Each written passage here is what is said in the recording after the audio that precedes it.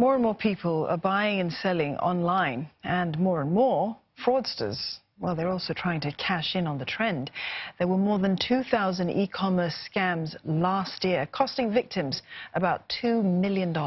Most of the scams involved electronic products and tickets for events and attractions. So how can people protect themselves? Well, for more on this, we're joined by Atta Gokildrim from fraud prevention consultancy Forta. Atta, thanks so much for coming in. So firstly, tell us, what are some of the product listings that are most susceptible for scams? Look, I think anything that creates some sort of urgency. You've got like a delivery platform, online buying of goods for delivery of alcohol, shopping for groceries, anything that has a digital component where there is no delivery address. In terms of like a travel, ticketing, anything like that, are all subject to fraud. Really, the fraudsters don't discriminate. Any opportunity, they will attack and take advantage and monetize the situation. Atta, what about different digital platforms? Should people use one particular type over another?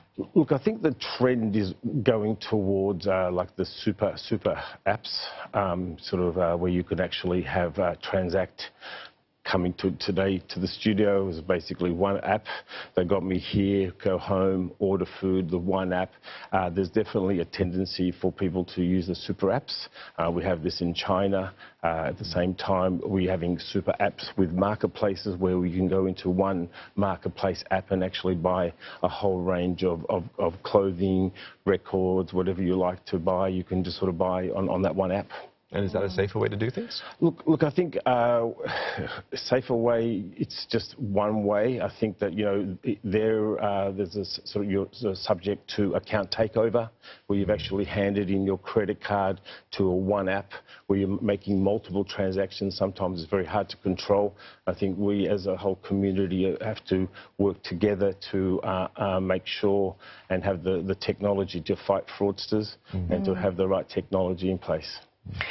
We're using cash less and less, making all these mobile payments and putting our details, you know, in there, assuming that, you know, there's privacy, we're clearing our caches and so on. But sometimes people leave their details in there when they make mobile payments. Is it safe?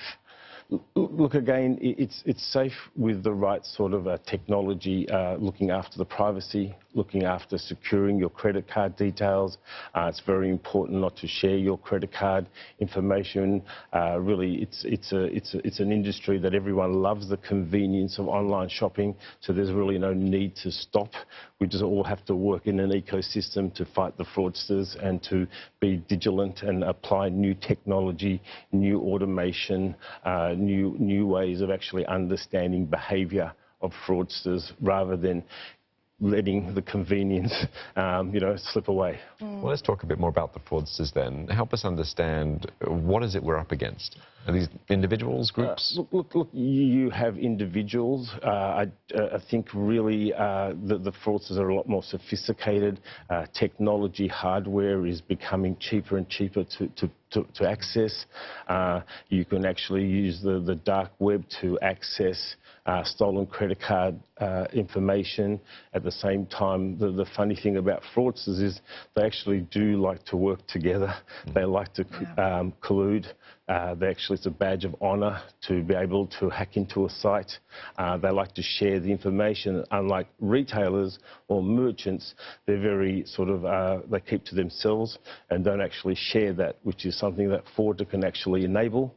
And using our technology, we can actually help retailers understand that if we see a fraud attack on one site, we can actually help them on another site.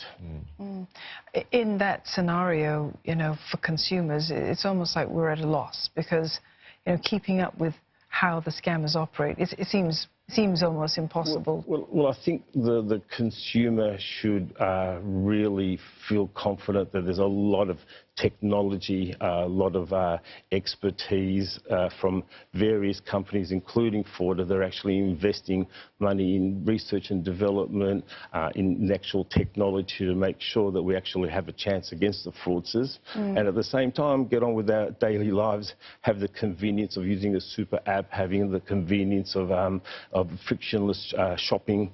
I think they're all things that we've all got used to, very hard to give up. So I think really it's about the investment in the technology and understanding how we can actually stop fraud, fight fraud, but also have a seamless approach.